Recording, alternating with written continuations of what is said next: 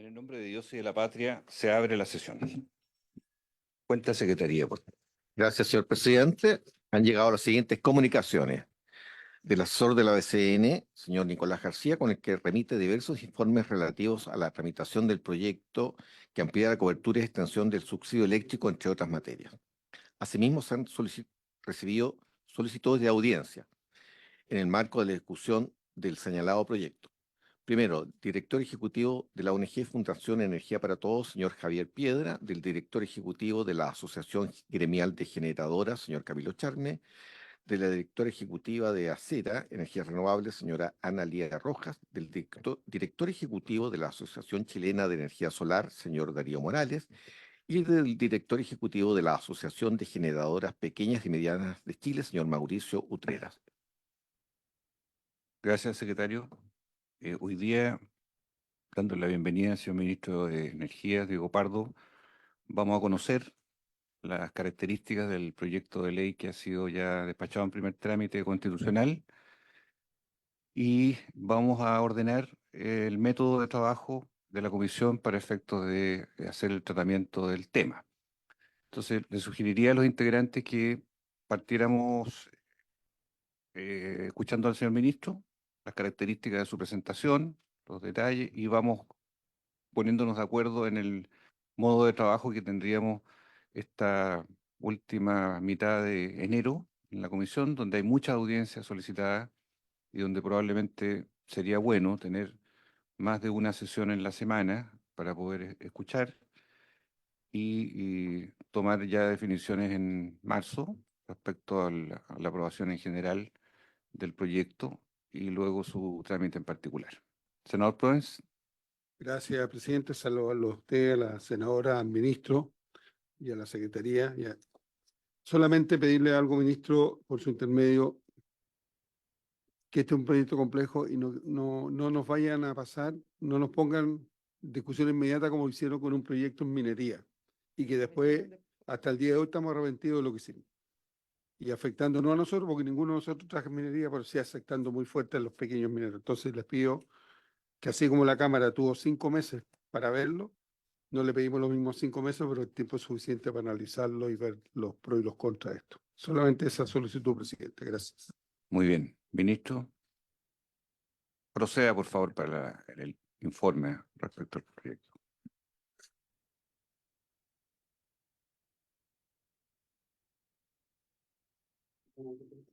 Buenas tardes, señor presidente. Saludar por su intermedio al señor senador, a la señora senadora. El proyecto no se modificó mucho respecto de la última vez que conversamos. No se modificó mucho respecto de la última vez que conversamos. La semana pasada yo expuse un poco el contenido en el que se iba a someter en votación a la sala el lunes pasado, y se mantuvo de manera similar. Estos antecedentes de contexto ya los conocemos, que son, digamos, las alzas y el subsidio.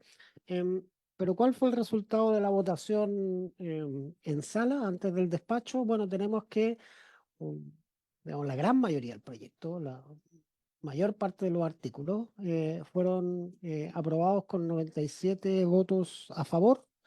Em, Estos artículos aprobados con extensa mayoría corresponden en términos generales a los artículos que venimos trabajando desde la mesa técnica. O sea, son aspectos donde existe un consenso relativamente extenso de las distintas fuerzas políticas. La gran mayoría de ellos son así. Hay otros que no, sí, yo no estoy diciendo que todo haya sido. Aquí, ahí ve claramente que hay algunos que fueron aprobados con extensa mayoría, otros con una mayoría más bien disputada, y otros que efectivamente fueron rechazados, ¿m? En primer trámite. De aquellos que fueron aprobados en votación particular, digamos, el que concitó mayor, o en términos generales, todos los que concitaron mayor aprobación son aquellos que tienen que ver con la estructura de los subsidios para electrodependientes. En segundo lugar, los que también concitaron una aprobación bastante general, fueron todos aquellos que tienen que ver con los mecanismos para llegar con alivio tarifario a los servicios sanitarios rurales y a las pymes. Voy a detallar el contenido en cada una, simplemente estoy haciendo un repaso de lo que fue la magnitud de la votación. Posteriormente, los temas que tienen que ver con asociaciones de consumidores también concitaron bastante respaldo y digamos, el que ganamos de manera más estrecha es la sobretasa transitoria del impuesto a las emisiones por $5 la tonelada, y el pilar que se perdió por 2 votos esencialmente fue aquel que contempla el cargo FET, que grava en particular a la generación distribuida. Gran parte de estos acuerdos, o sea, gran parte de los artículos aprobados con extensa mayoría, ya sea, digamos, porque no se presentó votación separada, y entonces se aprobaron en conjunto con la idea de legislar, o bien aquellos que en votación particular fueron votados por amplia mayoría, tienen que ver esencialmente con las medidas que trabajamos en conjunto durante la comisión técnica.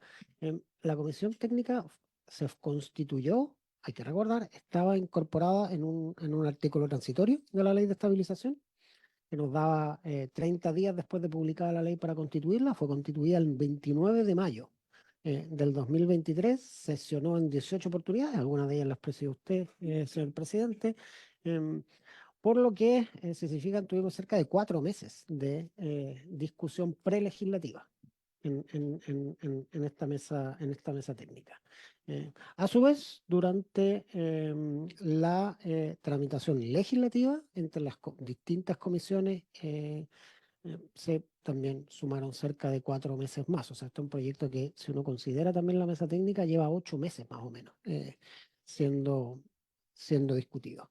En términos de, supongo que vamos a conversar más adelante, y por cierto, la prerrogativa del Ejecutivo se limita simplemente a poner la urgencia, y nos haremos cargo de lo que menciona el senador ahora. En estos momentos está con suma urgencia, no con despacho inmediato, el proyecto, entendiendo efectivamente lo que él menciona.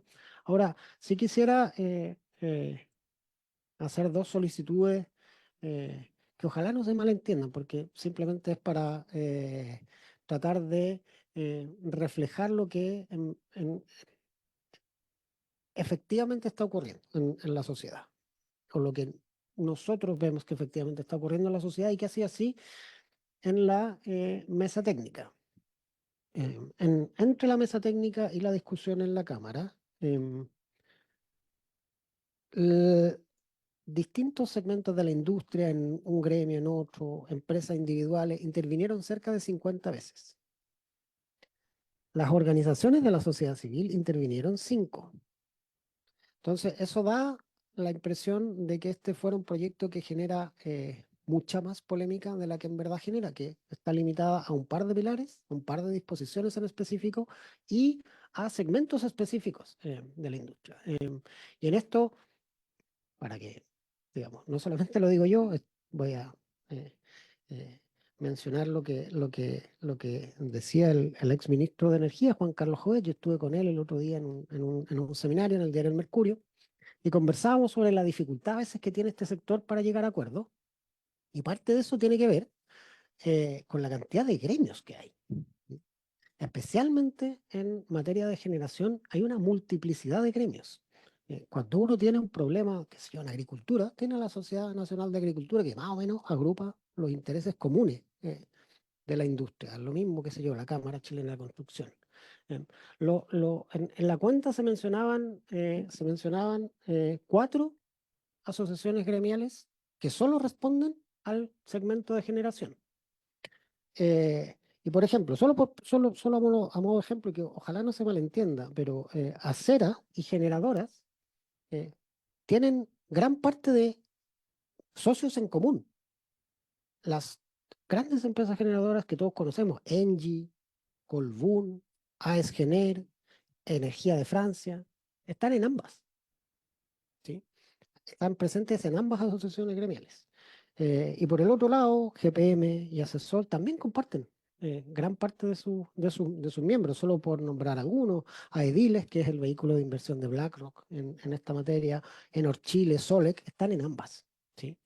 Entonces, la petición, entendiendo que el diálogo es muy importante y el ministerio ha estado disponible siempre para el diálogo, para la escucha, y es importante proceder con transparencia y por cierto, estar sujetos al control de la ciudadanía y que no haya errores en las legislaciones que hacemos. Em, Ojalá pudiera haber un balance un poquito mayor entre sociedad civil e industria, y ojalá los gremios del sector de generación hicieran un esfuerzo un poquito mayor para consolidar sus intervenciones, porque de otro modo lo que ocurre es que tenemos, no sé, 5 o 6 intervenciones, todas seguidas, que dicen más o menos lo mismo y que han dicho más o menos lo mismo desde la mesa técnica. Entonces, por cierto que hay que escuchar a todo el mundo, pero el tiempo es limitado y obviamente la premura de esta legislación es grande, porque también hay que entender que, y yo quiero recordar algo que hicimos juntos en la mesa técnica. En la mesa técnica hicimos un calendario que obviamente no se cumplió. Bueno, la vida es así, no siempre los calendarios que uno se pone de tramitación son así. Se acuerda que habíamos acordado que este proyecto se tramitaba en septiembre en la Cámara y en octubre en el Senado. Y eso significó que nosotros, varios de los flujos financieros que lo hicimos considerando ese calendario. Hicimos una convocatoria a subsidios, considerando ese calendario que ya está siendo adjudicado y estamos empezando a pagar los beneficios. En abril tenemos que abrir una nueva convocatoria de postulaciones al subsidio. Entonces, la estructura financiera del Fondo de Estabilización Tarifaria también depende de claridades respecto a este proyecto de ley. Obviamente, la posición del Ejecutivo es que ojalá sea eh, tratando de aprobar la gran mayoría de lo que está en el proyecto de ley, pero incluso si fuera con rechazo, también permite, digamos, organizar las finanzas hacia adelante. Términos de contenidos. En términos de contenido, la sobretasa del impuesto al carbono, solo para repasarlo, esto es muy parecido a lo que conversamos la semana pasada. Ahí tienen datos respecto de lo que es el benchmark internacional y lo que está... ¿Ah? Bueno, sí, por supuesto, sí. Uno entiende lo que usted explica con respecto a la premura, pero le insisto, o sea, nosotros estamos en muchas comisiones y pasa en todas las comisiones lo que usted dijo. Yo creo que la única comisión, porque tratamos pocos temas, es minería, donde son más acotados. Pero en todas las pasa lo mismo. Pero yo lo que pido, y lo digo de verdad, no es por rechazar el proyecto ni nada, pero no puede ser que la Cámara lo tenga 4 o 5 meses y nosotros nos den un mes. Eso habla mal del sistema. Entonces, nosotros lo que queremos es aportar al suyo, pero tener los tiempos. O sea, ni siquiera un mes. Tenemos 2 semanas. Ya es 15. ¿Se fija? Entonces, de ese punto de vista, yo creo que también nos entiende a nosotros. Y por eso hice la reflexión antes de partir, lo que usted dijese. Porque nos pasó el año pasado. A 15 días de terminar el año, nos hicieron aprobar un proyecto que ha sido una aberración hasta el día de hoy. Y no tenemos cómo corregirlo. ¿Se fija? Entonces, no queremos ir por esa vía, queremos hacerlo bien, pero no en 15 días. Eso se lo digo desde ya. Sí, la senadora Benberg y después ministro para que te redunde. Gracias, presidente. En la misma línea del senador Proens, yo creo que esto uno lo tiene que avanzar con esta frase que se ha utilizado tanto últimamente, ¿no es cierto? Sin pausa, pero sin prisa. Y es efectivo, yo de verdad quedé traumada con la ministra de Minería cuando hubo un proyecto que era importante y que nosotros teníamos observaciones y nos dijeron que era necesario. Y llegó a mediados de diciembre del año pasado, tenía que estar aprobado al 1 de enero. Había estado casi 2 años, no sé cuánto tiempo en la Cámara. Entonces, la ministra se comprometió acá, nos dijo, mire, las observaciones que ustedes tienen, yo las voy a solucionar por vía del reglamento, no nos abran indicaciones. Nosotros le creímos y lo hicimos. Entonces lo aprobamos en general y en particular sin discusión, sin escuchar a casi nadie. Igual escuchamos un par de personas, pero no hubo indicaciones, no hicimos nada. Entonces, finalmente no resulta bien. Y yo lo que le quiero preguntar es eso. ¿Cuál es el plazo? Porque una cosa son todas sus intenciones y yo puedo compartir algunas de las cosas que se dijo, pero ¿cuál es el plazo tope, por decirlo así, en que este proyecto debiera estar aprobado? Según yo tengo entendido, ¿no es cierto? Debiera ser junio, porque hoy día con todos los beneficiarios que ustedes tienen, no estoy diciendo que lo vamos a postergar para junio, estoy diciendo cuál es el plazo, que uno sepa, ¿no es cierto? Pero todos los... No, no. Pero es que hablamos, ministro, yo creo que esta comisión le ha demostrado que hemos generado las confianzas, ¿no es cierto? Según usted mismo lo ha dicho, tenemos financiado a quienes están beneficiados hoy día hasta junio, ya. No le estoy diciendo si esto debiera ser entre enero y marzo, probablemente, no tengo idea qué. Pero, ¿cuál es el plazo que tenemos? Que eso va a ver a quiénes escuchamos, a quiénes no escuchamos, si podemos unirlos o no los podemos unir. Eh, esta comisión y en general las comisiones del Senado, yo le diría, todas las que yo he estado al menos, se dan los espacios para escuchar a todos, no obstante que lo hayan escuchado en la Cámara, porque que lo hayan escuchado en la Cámara lo escuchado los diputados, no los senadores, ¿no es cierto? Y uno podría entrar a la historia de la ley y leerlos, pero no tiene la posibilidad de contrapreguntar, hay cosas que no quedan claras. Entonces, hablemos los plazos de verdad para sacar el mejor de los proyectos. Como usted dice, hay partes en las que estamos de acuerdo, hay otras en que, por mucho que escuchemos a 200 personas y que lo aprobemos rápido, lo aprobemos tarde, no vamos a estar de acuerdo. Pero veamos bien los plazos y hagamos bien las cosas. Eso, yo tengo plena confianza más en el presidente. Muy bien. Senadora Proboste, no sé si sobre esto o un punto, sobre este mismo punto. Ya, senadora, por favor. No, muchas gracias. Yo de saludar al ministro que se encuentra presente. Estábamos en la sesión de trabajo por pensiones, se demoró bastante en comenzar, pero ¿sabe qué, presidente? Mire, yo creo que igual en esto me animó la intervención de la senadora Luz en esta etapa, porque igual en este proyecto nosotros tuvimos una etapa prelegislativa, estuvimos conversando, entonces no partimos desde cero, desde el desconocimiento de este proyecto de ley, y además porque una fórmula bastante utilizada es que la Biblioteca del Congreso muchas veces hace una síntesis de las intervenciones que han tenido en el primer trámite, y creo que no estaría de más solicitar aquello, presidente de la Biblioteca del Congreso. Pero sí lo que a nosotros nos llamó la atención, porque estuvimos siguiendo el primer trámite, es que, y eso es una petición, presidente, que pudiésemos equilibrar las participaciones de nuestros invitados en esta oportunidad, porque más allá de que cada uno de nosotros tiene la posibilidad de invitar, creo que igual sería un criterio para esta comisión en que definiéramos, en que exista un criterio ecuánime en el sentido de que se recojan también otras opiniones de la sociedad civil en este proyecto de ley, porque cuando uno mira lo que ocurrió en la Cámara estuvo muy cargado respecto de la industria. Entonces uno dice, oye, pero nosotros estamos haciendo todo esto porque queremos intentar contribuir a que el efecto que tiene las alzas en las cuentas de la luz tenga un impacto menor.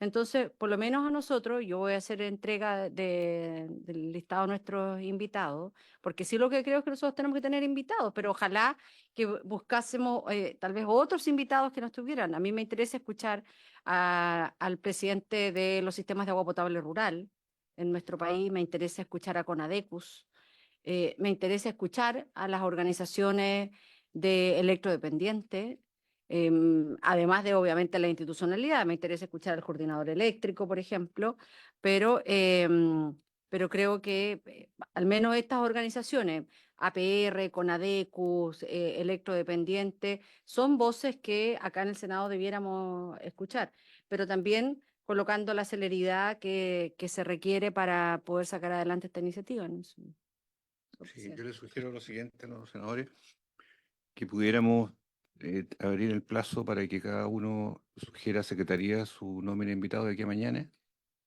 cosa de que la tarde de mañana salgan ya las citaciones. ¿Habría acuerdo? Hay acuerdo. Que pudiéramos sesionar los días lunes 20 y 27 en horario que sí que tenemos que pactar en Santiago, que puede ser en la mañana o en la tarde. Ahí sí que es fundamental que podamos.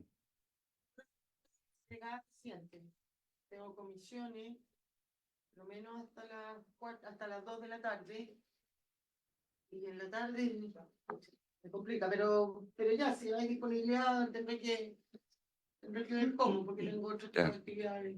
Ya. Pero el lunes en la tarde, que es como el día que tengo. Ya, pero hay disposición. Senador Provence, Sí, yo desde las 11 hasta las 6 no tengo ninguna posibilidad en la tarde. ¿desde qué hora? Tengo comisión desde las 11 de la mañana, comisión de medio ambiente, agricultura y régimen después. Senadora Proboste, No, yo. ¿tiene disposición? Sí. Porque, ¿y si fuera a las 9:30 de la mañana? No, pues hay comité, tenemos comité. Ah, Y en la 10:30 parte constitución. A las 2. Nosotros tenemos comité los lunes a las 9:30. a las 3. Después tenemos la Comisión de Mujer que sesiona a las 2:30.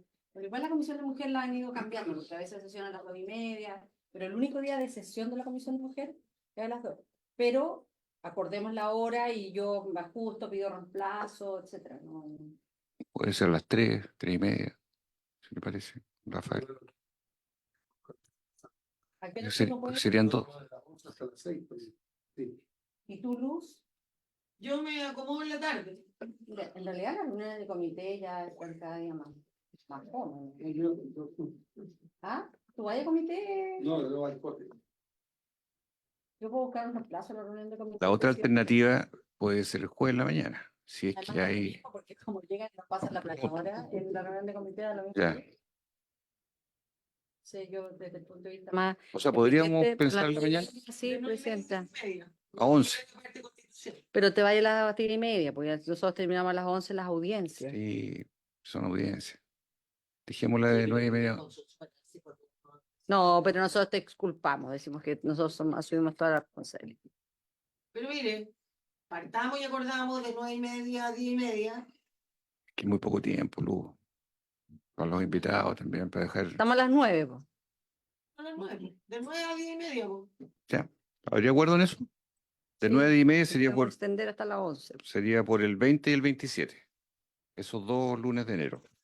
Más las regulares el 22 y el 29. Mañana entonces entregan las nóminas. Hacemos las invitaciones ya para la secuencia completa, un calendario que incluye hasta fin de mes. Se manda por WhatsApp a todos y así queda ordenado. Ya, muy bien, ministro, por favor. No, yo siempre, bueno, primero agradecerle la disponibilidad para la sesión extraordinaria y la prioridad que le están dando al proyecto. Obviamente el Ejecutivo tiene la intención de ojalá llegar lo antes posible con este proyecto, pero entendemos perfectamente la necesidad de discutir adecuadamente un proyecto de estas características. Simplemente mencionar dos cosas. Una, que es, por así decirlo, una oportunidad. Obviamente el receso legislativo abre una oportunidad, que es el mes donde nosotros, y que es lo mismo que hicimos en la ley de estabilización, donde podemos hacer los estudios que nos pidan los señores senadores. Entonces, ojalá si las preguntas que tuvieran sobre números, sobre impactos, sobre análisis de algo en particular, pudiéramos concentrarlos al final de las sesiones de invitados antes del cierre de enero, para que, como el ministerio sigue trabajando sin ningún problema durante febrero, podamos presentar cuando se retome la actividad legislativa las respuestas que nos hagan a las preguntas que nos hagan llegar. Así que ojalá pudiéramos aprovechar el mes de febrero, o sea, que nos hagan todas las preguntas sobre estimaciones que necesiten a fines de enero, para que podamos resolverlas durante febrero y presentarlas durante marzo. Y lo otro es que en abril tenemos la obligación reglamentaria de abrir un nuevo proceso de postulación. Y obviamente eso requiere financiamiento, porque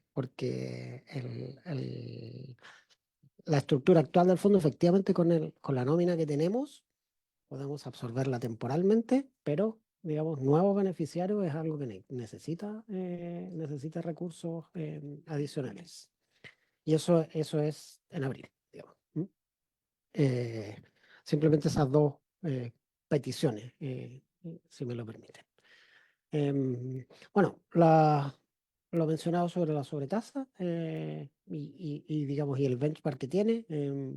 Aquí hay distintas discusiones que nosotros muy disponibles también a ojalá resolverlas y poder dar claridad con números específicos.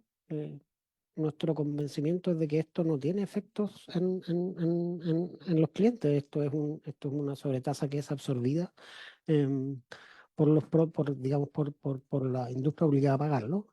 Pero si hay preguntas al respecto, la incorporaremos y haremos los análisis que correspondan. Y también es importante mostrar la diferencia entre recaudación bruta y neta. Aquí vamos a tener que hacer un cambio, eso sí, porque el 2024 ya pasó. Entonces vamos a tener que reajustar un poco la estructura, la estructura digamos, de cómo recauda este impuesto, porque originalmente estaba planteado recaudar las emisiones del 24 y el 24 ya no va a estar el proyecto publicado antes del 24, ni seguramente va a estar operativo antes de la operación renta de abril.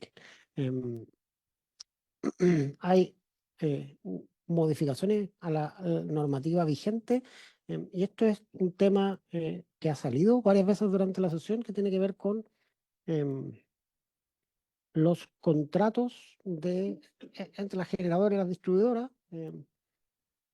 y cómo podemos, estos son contratos donde una parte está representada, que son los distribuidores, otra parte también está representada, que son los generadores, y qué pasa con las asociaciones de consumidores, con los consumidores, quién representa a las personas que pagan la boleta. ¿Mm? En los procesos de revisión que contempla el artículo 134 actual, las asociaciones de consumidores participan, pero no tienen la posibilidad de gatillar esa renegociación, y esto es lo que fue aprobado, esto fue lo que fue solicitado por las asociaciones de consumidores, particularmente por CONADECU, durante la mesa técnica. Se evaluó, se incorporó y fue aprobado por amplia mayoría en primer trámite.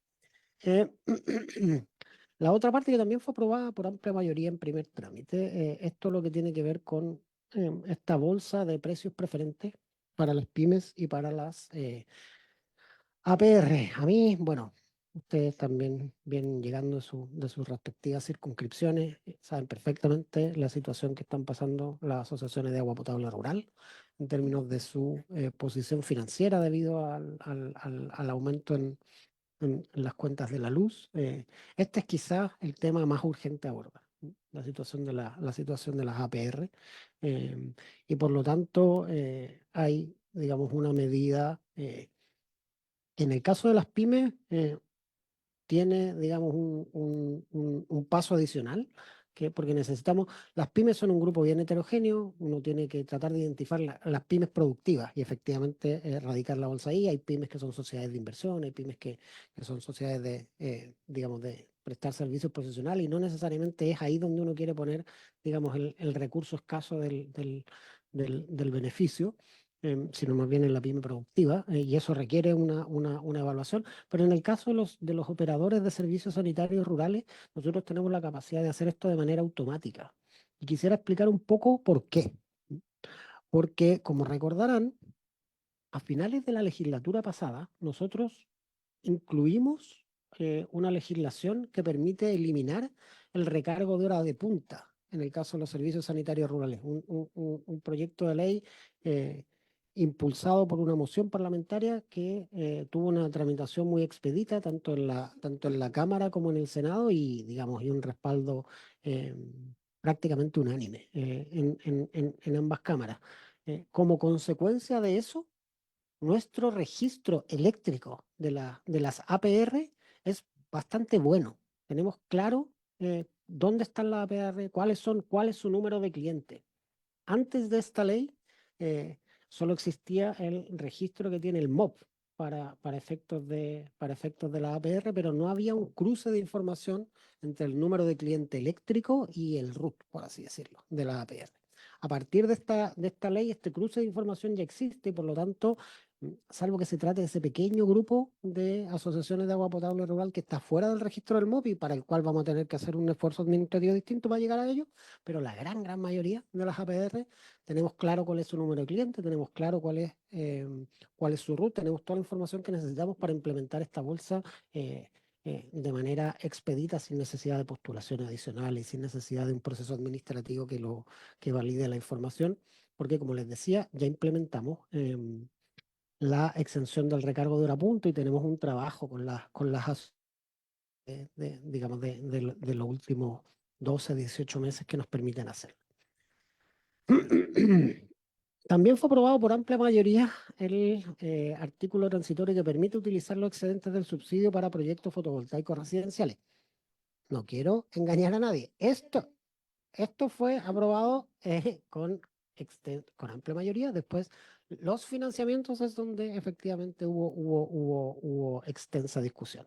Y esto obedece a que, básicamente, el formato de los proyectos de propiedad conjunta, que es lo que estamos haciendo funcionar hoy día en Talagante, es un proyecto que permite llegar de manera expedita a la ciudadanía, porque básicamente utiliza terrenos o techos solares de los municipios y sobre esa base construye una bolsa de beneficios asociados a la generación que se inyecta a la red desde ese lugar y esos beneficios se reparten entre los vecinos, esencialmente.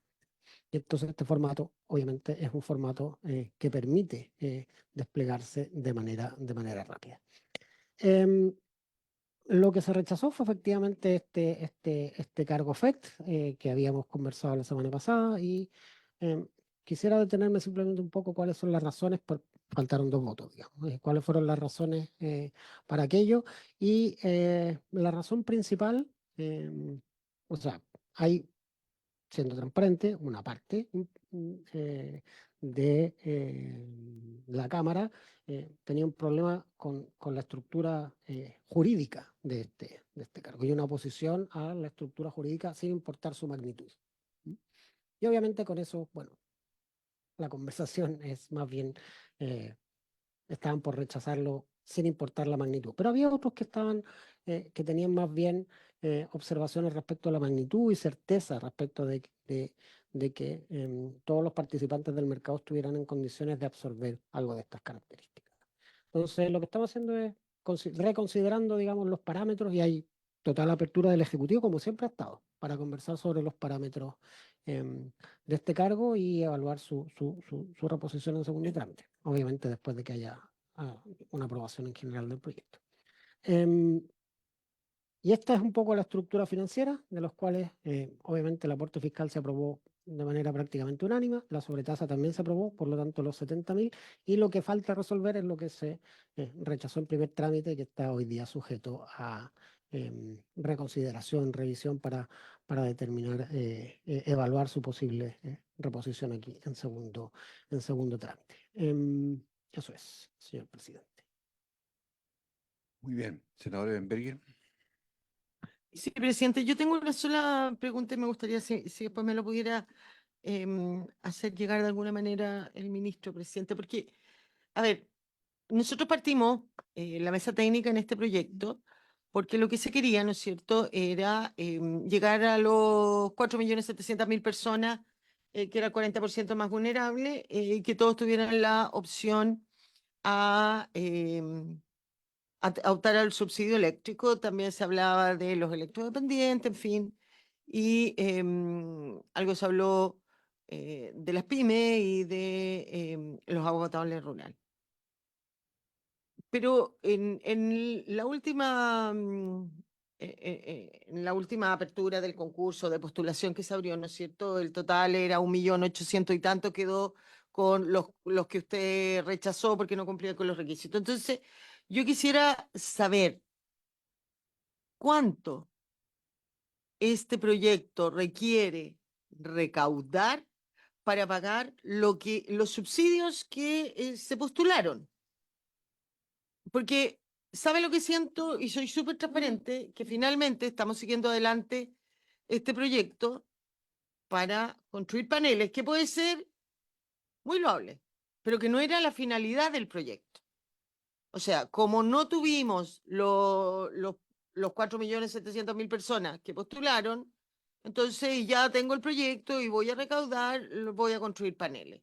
Entonces yo quiero saber de verdad cuánta plata el Estado requiere para pagar a la gente que postuló a este 1.800.000 que no llegó a los 4.700.000 que era la finalidad original del proyecto. Eso, presidente. Gracias. Sí, y sin perjuicio de eso, es imperativo que dentro de los invitados o citados esté la DIPRES y el ministro de Hacienda, por el tema del proyecto, el financiamiento de todo el proyecto y además los gastos involucrados. Ministro, por favor. Provence también tiene Sí, comentario. ministro, se habla mucho de los APR. Nosotros, por el senador García Huidobro, por su intermedio presidente, y así le consta al secretario, hemos venido durante todo este periodo legislativo nuestro viendo el tema de los APR. No es un tema de hoy día. El senador García ya no es senador. No, dije, cuando era, Ah, ya muy bien. en la comisión. Muy bien, muy bien. Y hemos planteado este tema de los APR hace mucho tiempo. La pregunta es, ¿por qué no los dejan afuera si ellos primero, yo sé que hay de todo tipo, pero en general es gente de zonas rurales. Y la gente de zona rural sale a trabajar y llega a la casa justo en el pic de la hora del APR, que es donde más gasta, más agua gasta. Entonces, encontramos que es un poco injusto que, siendo un beneficio social, sean castigados después por una sobretarifa cuando sobrepasan el consumo. Y todos los sobrepasan.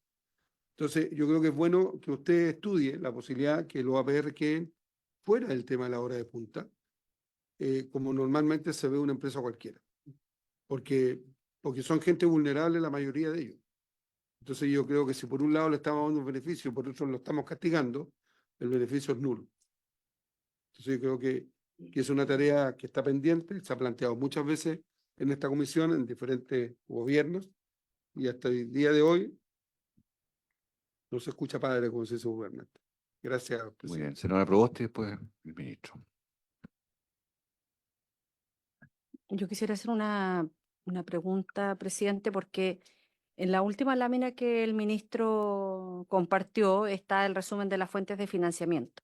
Y además creo que es bien, que es bien claro, digamos, de dónde van surgiendo, si es que esa fuente de financiamiento se incorporó en la mesa técnica o como la última columna, que es el cargo FED, que es de origen de mensaje. Entonces, yo quisiera plantear, porque el tema del cargo FED, que afecta a los pequeños medios de generación distribuida, es la cifra más significativa dentro del proyecto de ley. De acuerdo al cálculo del propio Ejecutivo, son 200.000 millones de pesos que contribuirían a como fuente de financiamiento. Entonces, creo que sería importante poder conocer si es que el Ejecutivo tiene o va a estar en condiciones, de acuerdo a lo que dijo el propio ministro, que si avanzamos el mes de febrero lo podrían utilizar ellos para hacer algún estudio, pero tal vez ya lo tienen, si es que tienen un estudio que permita cuantificar los impactos en los distintos tipos de pequeñas generadoras.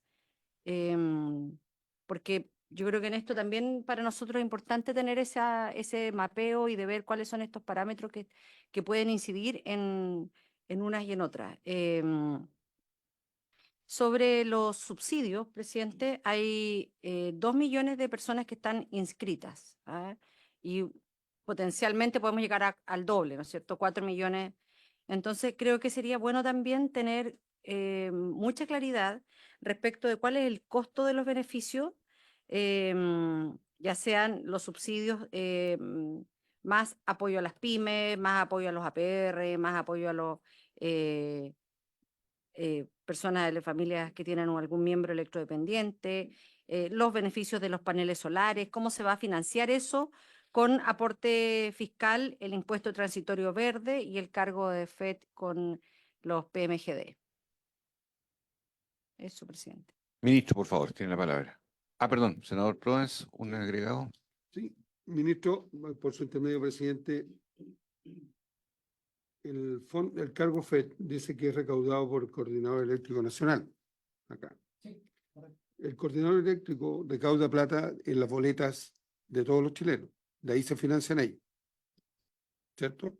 Entonces, esta recaudación especial va a venir de esa misma boleta aparte por parte del coordinador, porque él no trabaja con fondos fiscales. ¿Cierto? Entonces, si ya hoy día en la boleta va un número para financiar la operación de ellos en el año, para recaudar esto se va a incrementar. ¿Eso? Esa es la pregunta. Porque si así, repercute en la gente. Ministro, por favor, para que pueda responder. Sí, por su intermedio, señor presidente. Respecto de la cobertura y, y- y la forma en que se estructura el financiamiento del Fondo de Estabilización de Tarifas, yo creo que es importante distinguir que nosotros tenemos dos tipos de gastos distintos, ¿sí? Este, en el lenguaje de finanzas públicas, el gasto permanente y el gasto transitorio. ¿Sí? Los subsidios son un flujo que se repite todos los meses. Por lo tanto, es lo más parecido a un flujo permanente. ¿Sí? El financiamiento de programas de techos solares es más bien un gasto por una sola vez, la vez que uno decide construir ese proyecto. ¿Sí? Entonces, ¿qué es lo que hemos observado? Nosotros hicimos o sea, cuantificamos inicialmente la recaudación efectivamente para 4,7 millones de hogares, porque esa era la perspectiva en la que queríamos hacer. ¿Mm? Después de la primera postulación y a medida que empezó a avanzar el proyecto de ley, la trayectoria era bastante claro que no íbamos a llegar a ese 4,7 millones y a lo que íbamos a llegar tampoco íbamos a llegar de inmediato. Por lo tanto, propusimos una nueva trayectoria. ¿Sí? Y con esa nueva trayectoria se hizo un proceso de indicaciones que, entre otras cosas, redujo en un 60% el cargo FED, porque la trayectoria a la que estábamos observando era distinta de inmediatamente. El mensaje inicial lo que permitía era financiar desde el día 1 4,7 millones. ¿Sí? El mensaje después de su primera ronda de indicaciones lo que permitía financiar era una trayectoria para llegar ahí. Eh, esa, lo que tenemos hoy día son esencialmente dos postulaciones, una de 1,5 millones y otra de 300.000. Claro, entonces es bien difícil saber cómo va a ser la tercera, si va a ser del tipo 1 o del tipo 2. Entonces, bueno, pero es que esa es una de las posibilidades de trayectoria. Entonces, ¿qué es lo que está haciendo el Ejecutivo? Está proponiendo un proyecto que sea fiscalmente responsable, por lo tanto se pone en el peor escenario. O en el escenario de mayor gasto, que es el mejor escenario desde el punto de vista de penetración del subsidio, pero es el escenario de mayor gasto. ¿Y qué ocurre si, sin embargo, esa trayectoria no se va cumpliendo en los hechos todos los semestres? Que esos excedentes los dedicamos, como es dinero ya recaudado, a proyectos de paneles solares de propiedad conjunta. Eso es, porque eso es lo que te permite combinar la demanda permanente del subsidio con las eventuales excedencias transitorias que se produzcan por el desvío desde esa trayectoria. No, lo que necesitamos son recursos, porque, no efectivamente, pero sí necesitamos ley para permitir que el FED lo financie y recursos para hacerlo. Entonces, el Ejecutivo está plenamente disponible para discutir si la trayectoria que nosotros estamos observando es la correcta. Porque tampoco, o sea, la información que tenemos disponible de trayectorias de postulaciones es la que es. Tenemos una de 1,5 millones y una de 300.000 y no tenemos claro cómo va a ser la siguiente, porque o sea, hay una gran varianza entre la primera y la segunda. Entonces, obviamente nuestro deber es hacer un proyecto donde no tengamos más gastos que ingresos, porque eso sí que sería terrible. Digamos. Quisiéramos un proyecto de ley donde sobreestimáramos los ingresos, subestimáramos los gastos y yo tuviera que volver en 6 meses más de emergencia a decirle que o buscamos recursos adicionales o dejamos a la familia sin subsidio, porque eso sí que es eso es una opción, o sea, eso es poner a la comunidad política en el diálogo de estos proyectos de ley en una situación muy difícil y eso es lo que tenemos que evitar y para eso tenemos que planificar las cosas bien.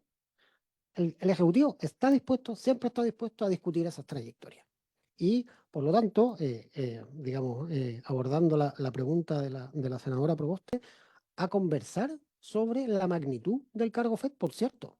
Siempre hemos estado disponibles, entendiendo que lo que queremos hacer es esencialmente, o sea, que todos, o la gran mayoría, tanto de gobierno como de los parlamentarios, que debemos hacer más o menos lo mismo. Permitir llegar con un subsidio a la mayor cantidad de gente con la trayectoria que nos permite esta herramienta de política pública mejorada o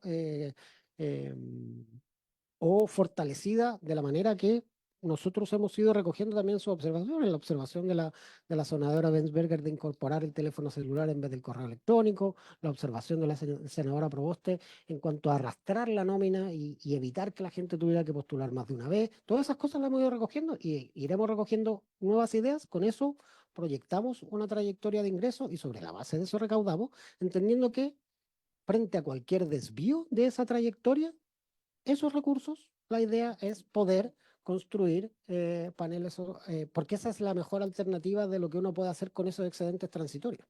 Esa es la filosofía de este proyecto. Y por eso también nosotros nos hemos abocado en los distintos circunscripciones de cada uno a empezar a trabajar con los alcaldes de estos proyectos para que estos proyectos estén listos cuando los recursos estén.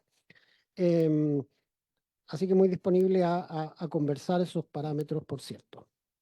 Respecto en particular de la APR y lo que menciona el senador Proens, pasamos la legislatura anterior, al final de la legislatura anterior, una ley que exime a los APR del recargo de hora punta. A mí me ha tocado implementar esa ley y esa es la que nos permite tener este registro respecto de los APR. ¿Mm? Ahora, esa ley ha funcionado bien con algunos pliegos tarifarios y no tan bien con otros pliegos tarifarios. Parte de lo que hemos aprendido en este año de implementación de la ley es que las 2000 y tantas APRs que existen cada una tiene un poco su propia fórmula tarifaria. Entonces, esto ha funcionado muy bien, esta ley ha funcionado muy bien en más o menos el 75% de las APR, que son las que tienen un pliego tarifario de baja tensión, o sea, las más pequeñitas, o uno particular de alta tensión que se llama AT43. No ha funcionado también en otras que tienen una serie de cargos particulares que siguen penalizando el consumo a ciertas horas. Nosotros tenemos una mesa de trabajo que vamos a abrir durante el receso legislativo con las asociaciones de APR y si el senador tiene alguna en particular que quiere invitar a esto, por cierto, lo hacemos, para para tratar de quedar claro cuáles son los pliegos tarifarios que vamos a trabajar para que esto efectivamente no siga pasando, incluso en este 25% que nos queda donde la ley no está funcionando tan bien. ¿Mm? Eso es independiente de que para el consumo base, que es el que se ha multiplicado por 1,5, también tenemos que llegar con un alivio, porque esto lo único que hace es evitar que tengan que pagar los recargos por consumo en los horarios más caros, pero la energía de base que utilizan las APR ha aumentado un 50, 60%, igual que la de, digamos, la de todos los consumidores eléctricos. Y es para ellos que queremos, para la energía de base que queremos implementar esta bolsa PYME. Sin perjuicio de eso, muy disponible para hacerles llegar por escrito la implementación que ha sido objeto, o si quieren me lo pueden pedir por oficio y lo respondemos por escrito, el diagnóstico de cómo ha sido la implementación de la ley que exime del recargo de hora punta a las APR. La senadora Bensberger, de que quede en acuerdo entonces la solicitud formal de oficio para que usted lo responda lo antes posible y les pido de acuerdo para que la próxima sesión ordinaria venga la autoridad económica, la directora de presupuesto y el ministro de Hacienda a explicar todos los aspectos relacionados a los pilares contributivos y todo el esquema financiero. Senadora Bensberger, senadora Proboste, Tengo varias. vamos a acotar. Primero, si mi memoria no me falla, en la ley de estabilización se decía que si habían excedentes, se prepagaba deuda. Estaríamos incumpliendo la ley, porque aquí usted me dice con los excedentes voy a pagar paneles. Ahora, dicho eso, lo otro que quisiera saber es, durante la tramitación en la Cámara, yo quisiera saber si usted tiene el ministerio claro dónde va a instalar paneles, porque lo veíamos en fotos con diputados de todas las regiones. O sea, usted hizo como un ofertón de paneles para obtener los votos en la Cámara.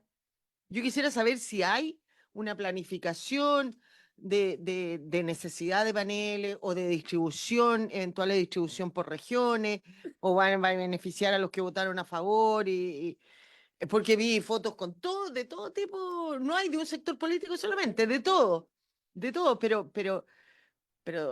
aquí un poco los temas que uno habla que finalmente, ¿no es cierto?, se terminan, entre comillas, perquineando votos, ofreciendo cosas que lo vuelven un poco serio. Entonces me gustaría saber si tiene esa planificación, dónde quiere instalar, cuál es la proyección o planificación del Ministerio de Hacienda, qué paneles ya tiene comprometido. Y está bien, hoy día usted tiene que financiar 1.889.000, creo, subsidios. Esto, con lo que tiene actualmente, estarían como financiados con lo que hay, sin plata adicional hasta más o menos junio. En abril dice usted voy a hacer otra postulación. No sé cuánto se va a demorar eso, más o menos se demora entre la postulación y como 2 o 3 meses, ¿no es cierto? ¿Menos? Ah, bueno, no se ha demorado tanto, se ha demorado tampoco los otros, pero está bien, ya. Pero, ¿qué pasa si, o cuándo usted va a empezar a financiar paneles, o cuál tiempo después de aprobada la ley, eventualmente, ¿no es cierto? Porque, ¿cómo va a saber en realidad cuánto excedente va a tener para financiar paneles? Porque usted mismo ha señalado, ¿no es cierto?, que es una incógnita en la próxima postulación, si se presentan o postulan los 2.700.000 personas que faltan del 40%, postulan 100.000 o 500.000, y por lo tanto, ¿cuál es el compromiso real que puede asumir con paneles? O si lo asume y luego hay una postulación mucho más alta de la esperada, ¿qué va a cumplir? ¿O cómo va a dejar de cumplir los paneles, ¿no es cierto?, si la va a necesitar la plata para los subsidios. Bien. ¿Algún otro senador, senadora? Damos la palabra al ministro. Senadora Proboste. A propósito de la preocupación de los paneles solares, lo que pasa es que durante la discusión de la ley de presupuesto, también se aprobaron recursos en la ley de presupuesto para esta iniciativa.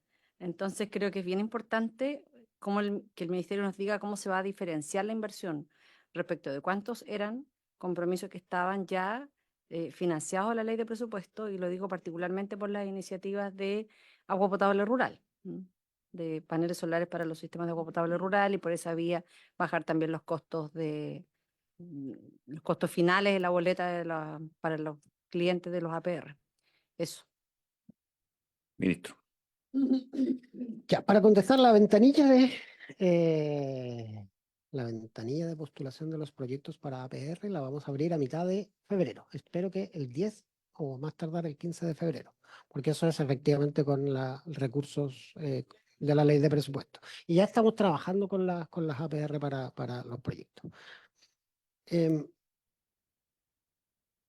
Podríamos saber con qué APR está trabajando en las regiones, al menos. Con todas las regiones, o sea, todas las regiones que tienen APR, no todas las regiones tienen APR, pero todas las regiones que tienen APR. Aquí hay, y yo entiendo que estamos cambiando un poco la dinámica de funcionamiento, pero aquí hay, ¿qué es lo que, o sea, qué es lo que ocurre? Nuestro país típicamente funcionaba con la idea de que uno termina de ajustar el financiamiento y recién ahí empieza a hacer la cartera de proyectos. Esa manera de funcionar significa que las cosas ocurren en horizontes temporales muy largos.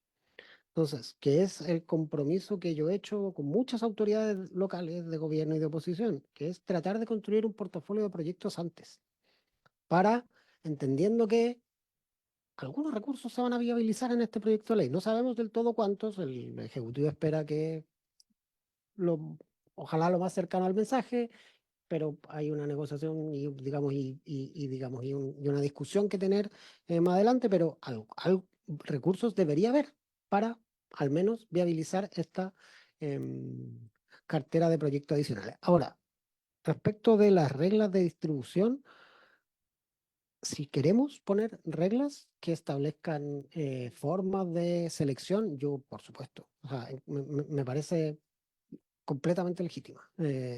La observación y más bien la invitación es a que pensemos cómo son esos criterios, porcentaje de vulnerabilidad social, urbano-rural, cuáles son los objetivos que queremos lograr y plasmemos esos objetivos en unas reglas de distribución y por cierto las seguiremos.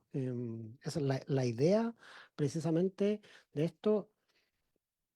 Este es un programa, tanto los subsidios como este programa de techos solares comunitarios, que no va a terminar en este gobierno, que va a seguir en el siguiente. Entonces, Yo creo que a mí más que nadie me interesa que esto sea entendido como una política de Estado.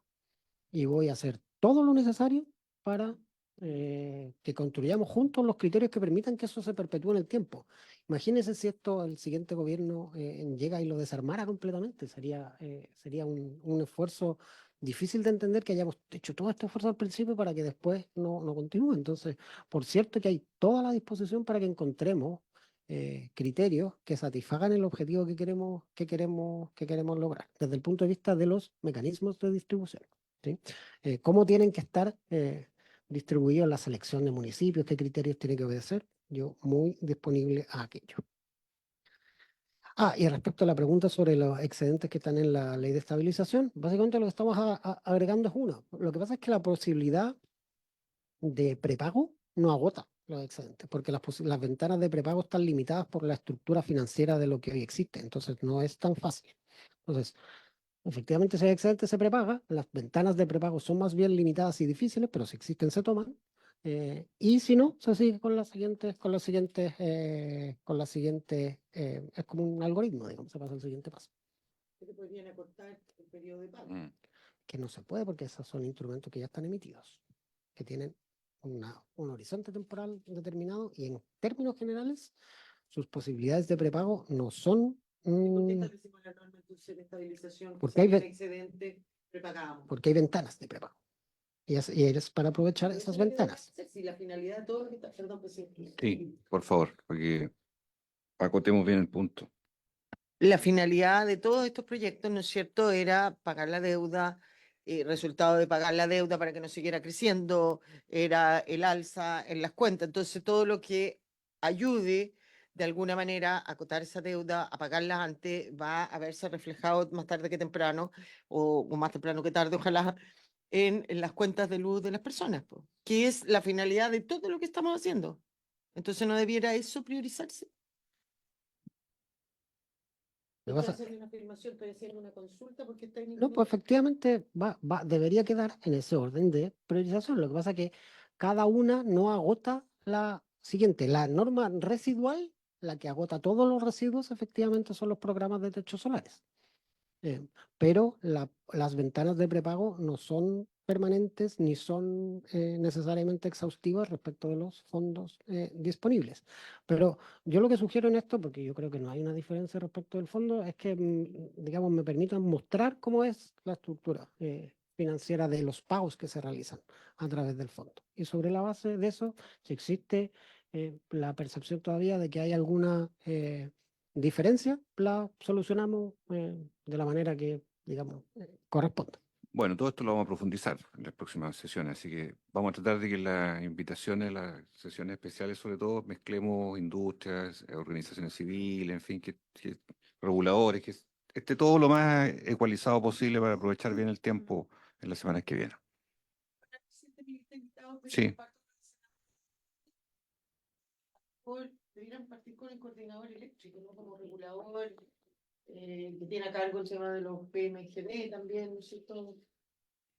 Perfecto, partimos. Y le vamos a agregar otros invitados más, porque es una sesión de. Pero está bien, no hay problema.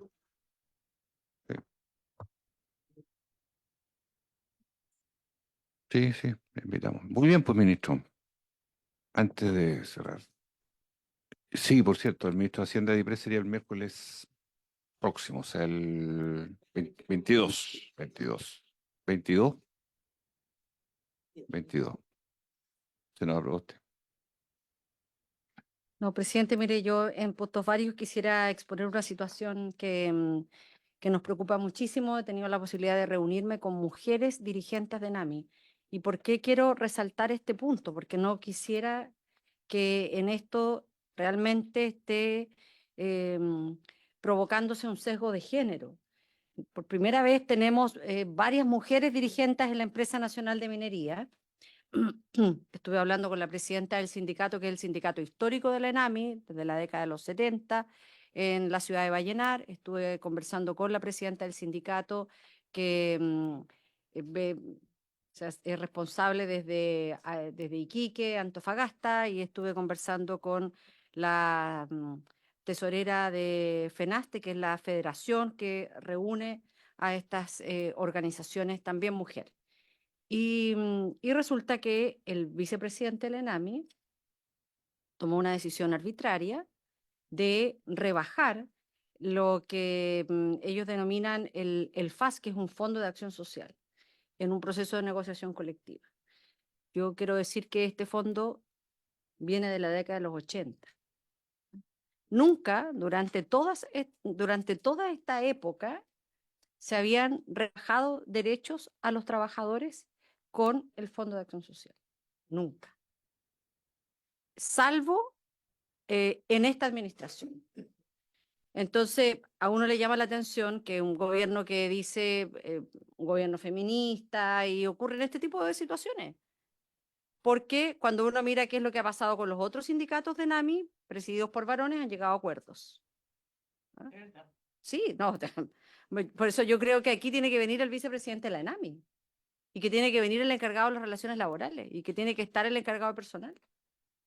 Y que además expliquen cómo en un gobierno que se ha autodefinido y que se ha autoproclamado como un gobierno feminista con base en las organizaciones sociales, hoy día en una negociación reduce derechos adquiridos. Yo quiero en esto reiterar, presidente, este instrumento existe desde la década de los 80, el FAS, desde la década de los 80. Situaciones de crisis ha vivido la ENAMI harto tiempo. Sin embargo, ahora se reducen estos derechos para las y los trabajadores. Y si la comisión lo tiene bien también, podemos invitar a la presidenta de estas organizaciones, de estos sindicatos, que la presidenta del sindicato de Vallenar y de Antofagasta y a la gente de la FENASTE, si es que así la comisión lo requiere. Pero de pronto pedir los antecedentes y solicitar que en una próxima sesión esté el vicepresidente de la ENAMI. Muy bien, habría acuerdo, hay acuerdo y vamos a fijar bien la fecha y ordenando el calendario de las sesiones que quedan durante lo que resta de este mes. Y por haberse cumplido el propósito de esta sesión, se levanta. Recording stopped.